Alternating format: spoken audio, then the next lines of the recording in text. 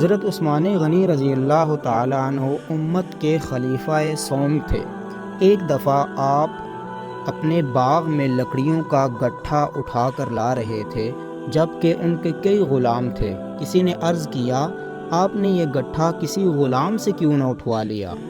آپ نے فرمایا، میں یہ اپنے کسی غلام سے اٹھوا سکتا تھا، مگر میری مرضی تھی کہ اپنے نفس کو آزماؤں کہ وہ اسے عاجزی سے قبول کرتا ہے اور پسند کرتا ہے یا نہیں۔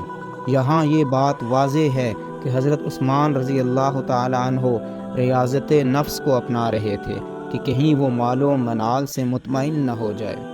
آپ ہر رکعت کے قیام میں 7 طوال پڑھتے تھے، رات کو بیدار رہتے تھے۔ آپ فرماتے ہیں کہ میں نے بھلائی کو 4 چیزوں میں جمع پایا۔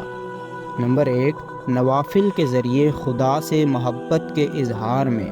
نمبر 2، احکام خداوندی پر صبر میں۔ نمبر 3، خدا کی مقرر کردہ تقدیر پر راضی ہو رہنے میں۔ نمبر 4، اللہ کی نگاہ سے حیا کرنے میں۔